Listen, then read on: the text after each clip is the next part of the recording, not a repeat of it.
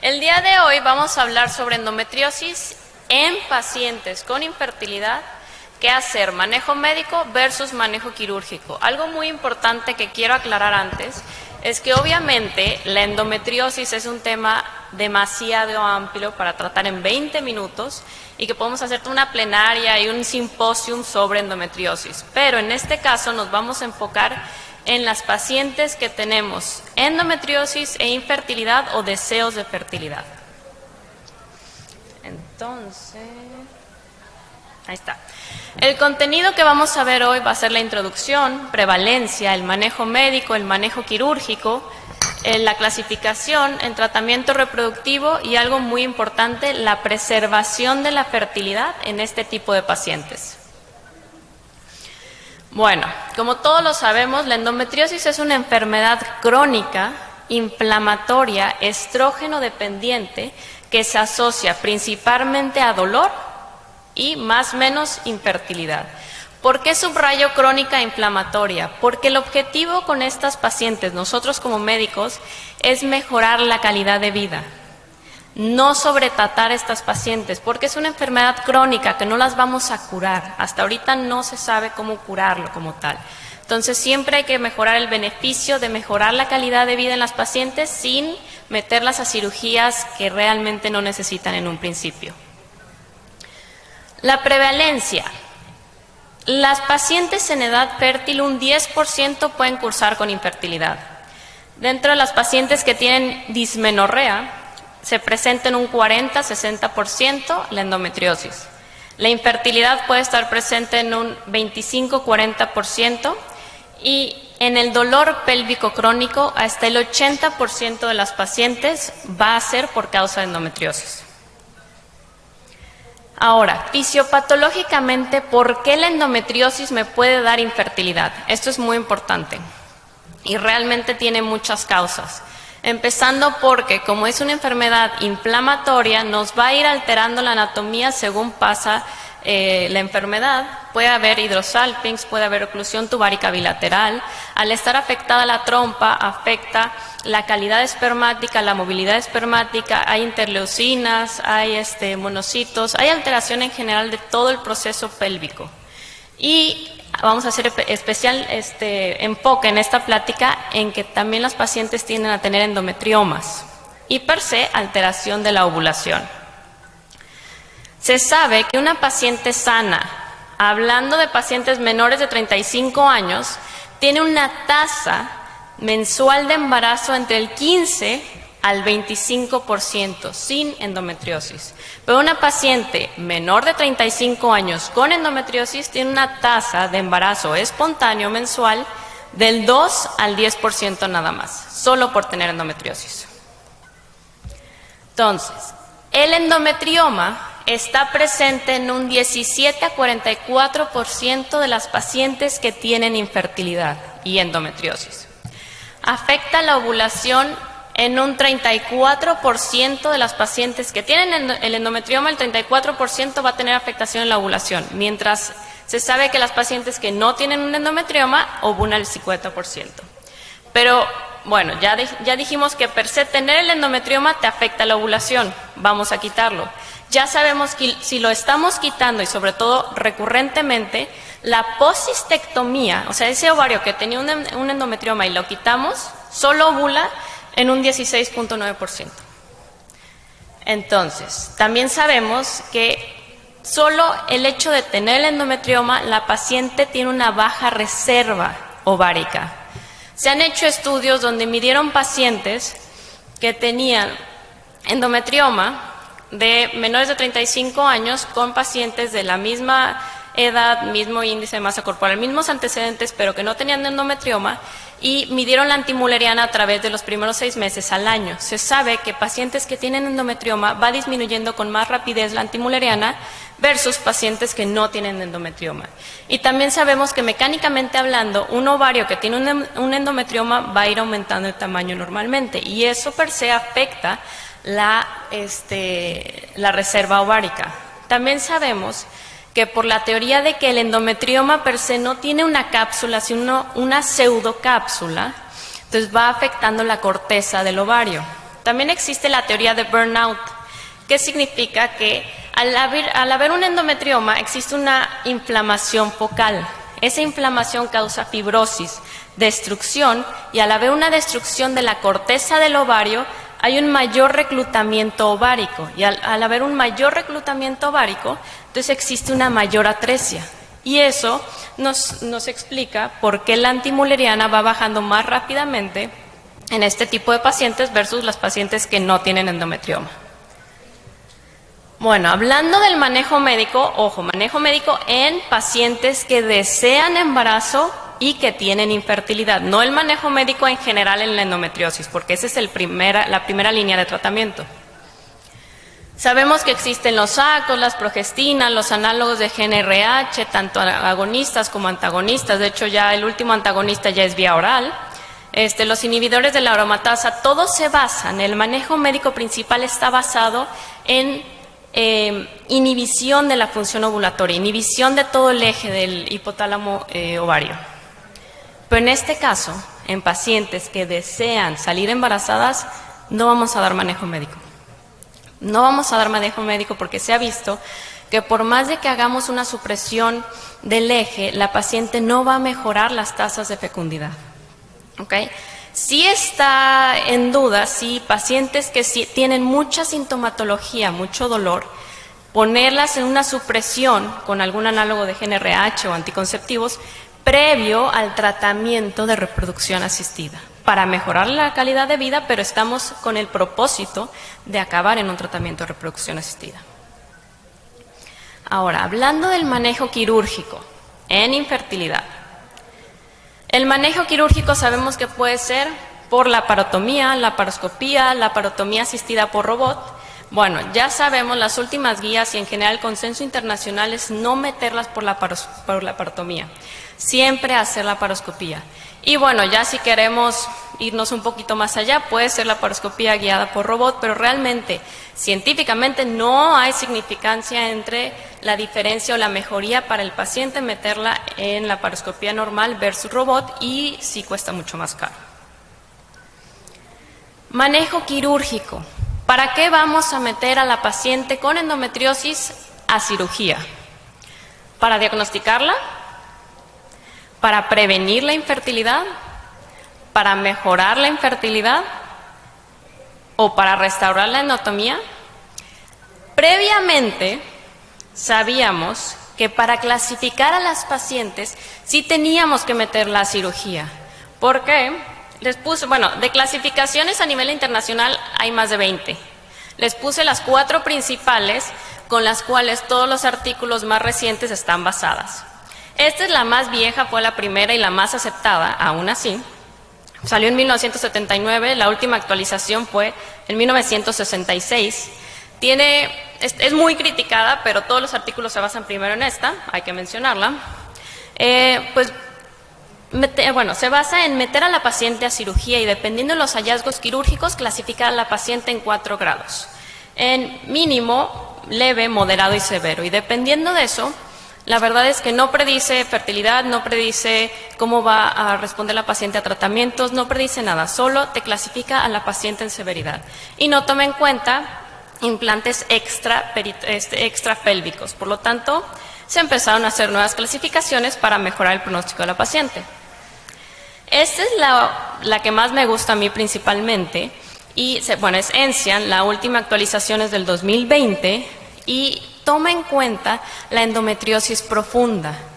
La última actualización toma en cuenta peritoneo, ovario y trompas.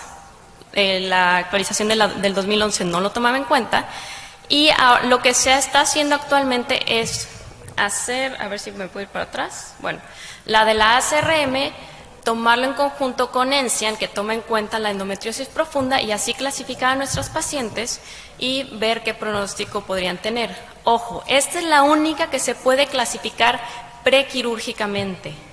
Esta se puede hacer el diagnóstico por medio de una resonancia magnética o una sonografía que obviamente no es cualquier resonancia magnética pélvica, sí tiene que tener una preparación intestinal previa, tiene que ser hecha por expertos que estén buscando datos de endometriosis.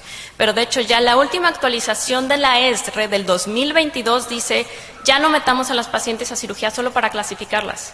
Mejor vamos a hacer una resonancia magnética, vamos a hacer una sonografía, clasifiquémosla y si la vamos a meter a cirugía vamos con un plan de qué vamos a hacer, cómo le vamos a mejorar la vida.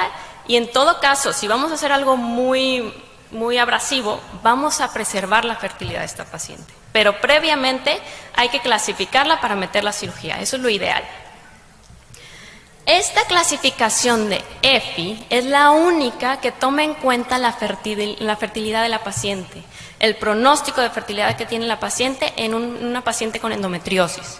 Muy importante, en este caso, bueno, es del 2013, toma en cuenta antecedentes de la edad de la paciente, antecedentes de paridad, antecedentes de cirugía y la clasificación de cirugía, que en este caso pues es su punto malo. ¿Por qué? Porque la tienes que meter a cirugía para clasificarla, que yo digo que eventualmente se va a actualizar y va a tomar en cuenta ENSIAN, que es una clasificación por resonancia magnética para hacer el complemento del score en este caso. Ahorita lo vamos a hablar más a profundidad con el EFI. Y esta es la última clasificación de endometriosis, la AGL 2021, pero llegamos a lo mismo, no clasifica a las pacientes para cómo van a responder al tratamiento, no clasifica a las pacientes en cuanto a fertilidad, solo es una clasificación de lo difícil que puede o no ser la cirugía en la paciente. Y sí están haciendo estudios para ver si esta clasificación también se puede hacer una clasificación prequirúrgica, por resonancia magnética o por sonografía. Entonces, la última actualización de la ESRE 2022 de la Sociedad Europea de Reproducción y Embriología dice, ya no meter a las pacientes para diagnosticarlas, hacer resonancia magnética, sonografía como ya les dije. Menciona que hay que tomar en cuenta el EFI para la toma de decisiones en pacientes con infertilidad o deseo de fertilidad y siempre darles la opción de preservar la fertilidad o al menos que las pacientes sepan que existe esa opción. Bueno, hablando de la la primera pregunta ya se respondió. ¿La tenemos que meter a cirugía para diagnosticar? Idealmente no. La segunda pregunta, ¿podemos prevenir la infertilidad en estas pacientes? En algunos artículos, y antes se pensaba, bueno, si el endometrioma va a crecer y yo meto a la paciente a cirugía con un endometrioma pequeño, pues entonces estoy evitando que tenga alteraciones en la reserva ovárica. La verdad es que no es cierto. La cirugía no es curativa. Del 40 al 45% tiene una recurrencia del dolor, aunque la metamos a cirugía. La necesidad de reintervención quirúrgica a los 2 años es del 15 al 20% y a los 7 años hasta del 50%. Entonces, aunque a los 15 años la metamos a cirugía por ese endometrioma de 1 por 1, eventualmente la vamos a tener que volver a meter a cirugía. Entonces, la reintervención quirúrgica, lo que sí sabemos es que nos afecta la reserva del ovario, a nivel de fertilidad nos afecta los resultados de la fertilización in vitro, menores ovocitos maduros, menores embriones de alta calidad. Y bueno, si tiene menor reserva, pues peor nos va. Para mejorar la infertilidad, dependiendo de en qué año nos estemos basando en la literatura, las tasas de embarazo espontáneo en las pacientes clasificadas como de mínima a leve decían en 1997 que sí, que si la metíamos a la laparoscopía y electrofulgurábamos los focos ahí que encontrábamos, sí mejorábamos la fertilidad de manera espontánea. Pues la verdad es que ya se ha visto que no. Las últimas actualizaciones 2010, 2014, 2021, 2020 te dicen que no hay diferencia significativa en meter la cirugía versus un manejo expectante. Lo que sí es cierto es que estamos hablando de pacientes asintomáticas, que estamos pensando que tienen endometriosis. En caso de dolor de severo a moderado, no solo la estaríamos metiendo para mejorarle la calidad de vida, ¿okay? En ese caso sí estaría indicado, no en todas las pacientes, meter la cirugía, pero no solamente por fertilidad. Ahora, endometriosis de moderada a severa. En los endometriomas muy grandes y con riesgo de torsión y muy sintomáticas, pues sí, esa sí está indicada meterlas a cirugía, pero como ya les dije previamente, intentando clasificar qué grado podría tener y qué le vamos a hacer. Y tomando en cuenta que siempre, cualquier endometrioma, vamos a bajar la reserva. Y dependiendo de lo que nosotros le hagamos en la cirugía, vamos a empeorarla todavía más o podemos preservar lo que se pueda. Y algo muy importante, usar tratamiento médico postquirúrgico después de una laparoscopía por endometriosis. ¿Por qué? Porque si no hacemos nada, la endometriosis va a seguir progresando y lo que nosotros le hicimos en ese momento eventualmente no va a servir. Y ya les había dicho, usar siempre la puntuación de EFI. Los endometriomas. ¿Cuándo operar los endometriomas? Esto a nivel internacional, no se han puesto de acuerdo. Aunque sin consenso general, mayor de 4 centímetros se podía tener en cuenta la sintomatología de la paciente, los antecedentes personales, para ver si la metemos o no a cirugía.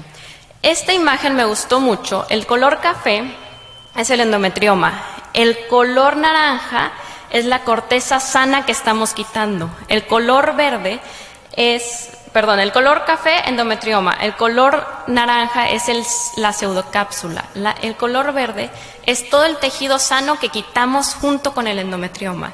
El color rojo es cuando nosotros ya quitamos el endometrioma y estamos electrofulgurando o coagulando, le estamos causando toda la lesión térmica. Y atrás, el color rosa es lo que dejamos abajo de la lesión térmica, todo lo inflamatorio. Entonces no solo le estamos quitando corteza sana, sino le estamos dejando inflamación que al final va a alterar la reserva ovárica. Tipo de técnica quirúrgica, pues eso es un tema completamente distinto y súper amplio, pero sabemos que en cuanto a dolor lo mejor es una cistectomía, pero en cuanto a reserva es el drenaje. Hay distintas técnicas, también existe una cistectomía parcial y luego hacer con láser CO2 nada más coagular la base, bueno, hay distintas cosas.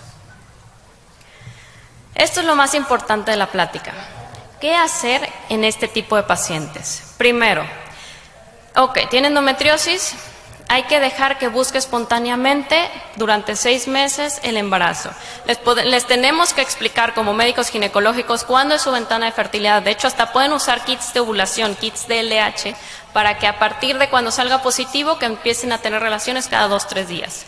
Si después de 6 meses o si la paciente ya llegó buscando embarazo más de 6 meses, entonces hay que estudiar más allá. Algo súper importante, hay que tomar en cuenta el factor masculino siempre, porque también depende de eso en a qué grado de técnica de reproducción asistida o si la vamos a mandar a un manejo expectante, va a clasificar nuestra paciente. Entonces, muy importante la edad de la paciente, menor de 35 años, sin cirugía previa, con dolor, buena reserva, EBD normal, o sea, seminograma normal, una histerosalpingografía normal, endometrioma mayor de 4 centímetros, podemos optar, dependiendo del caso, meter la cirugía pero usar EFI. Mayor de 35 años, cirugía previa, baja reserva, la EBD está alterada, hidrosalpinx, quistes bilaterales, tienen menos de 4 centímetros los quistes, no la metamos a cirugía. Mejor vámonos a una terapia de reproducción asistida. Ahora, en cuanto a las técnicas de reproducción asistida, el EFI clasifica a la paciente del 0 al 10. 10 tiene mejor pronóstico, 0 tiene peor pronóstico. Un embarazo espontáneo en unas pacientes con un EFI del 0 al 2 tiene 10% de un embarazo espontáneo a los 3 años, mientras un EFI de 9 a 10 tiene un 69%. Y vamos a seguir porque ya casi termina el tiempo. ¿Qué técnica de reproducción asistida le vamos a ofrecer a este tipo de pacientes? Dependiendo de la clasificación en la que esté nuestra paciente de mínima o leve a moderada o severa, y factor masculino, siempre tomar en cuenta el factor masculino, puede ser una inseminación o una fertilización in vitro directa. Para mínima o leve podríamos ofrecerle la inseminación y para moderada severa, PIF directo. Ahora, muchos me podrán... mucha gente se ha cuestionado, si es una enfermedad estrógeno dependiente, yo la voy a estimular, le voy a dar FSH, le voy a dar LH, voy a hacer en un PIF que el estrógeno esté en 3000, en 1500, esa enfermedad va a progresar, sería lo lógico. Pero la verdad es que se han hecho estudios y no progresa la enfermedad, no progresa la sintomatología y por lo tanto no se recomienda la cirugía previo a FIF. Y también, como ya estamos manejando a las pacientes de una manera más expectante, se sabe que una paciente que logró el embarazo y que ya tenía un endometrioma, hay una disminución de su tamaño en un 52%, no cambia en un 28%, puede aumentar su tamaño en un 20%, hay reportes de desidualización, absceso y ruptura en muy pocos casos, por lo tanto lo mejor sería un manejo expectante. Ya voy a terminar. Y lo más importante, y la verdad es que he visto muchos pacientes que llegan a la consulta y que me dicen, si a mí me hubieran dicho antes que la mejor edad reproductiva era antes de los 35 años, que yo tenía esta enfermedad que me iba a alterar mi reserva del ovario, yo hubiera hecho otras decisiones en mi vida. Yo no me hubiera esperado a los 40 para buscar embarazo o cualquier cosa. Entonces siempre les tenemos que ofrecer la preservación de la fertilidad y sobre todo en pacientes que tienen endometriomas muy grandes, que las vamos a meter a cirugía, que vamos a hacer muchas resecciones, mejor hay que preservar la fertilidad, ya sea guardando ovocitos, ya sea guardando embriones o los dos al mismo tiempo, ovocitos y embriones, y así poder manejar a la paciente con tranquilidad sin alterar su deseo reproductivo. Como conclusión, entonces, después de todo esto, es siempre tomar en cuenta la historia personal de la paciente, la edad de la paciente, cuántos años lleva de infertilidad y el factor masculino. Muchas veces no se toma en cuenta el factor masculino. ¿Y para qué le vamos a decir a la paciente? No te preocupes, tu endometrioma es súper chiquito, espérate 6 meses si el paciente no tiene espermas. No va a salir embarazada en 6 meses, nunca. Entonces, hay que siempre tomar en cuenta el factor masculino. Siempre individualizar cada caso y manejar a este tipo de pacientes de manera multidisciplinaria. Evitar a toda costa cirugías múltiples y ofrecer preservación de la fertilidad. Y bueno, nada más aquí como extra, ya existen en internet distintas aplicaciones donde metemos todos los datos de la paciente y vamos clasificando a la paciente por la SRM, por la EPI, y al final nos da un resumen de lo que tienen nuestros pacientes y el pronóstico que tienen. O sea, ya ni siquiera tenemos que sacar el celular, Olga, y ya está en línea.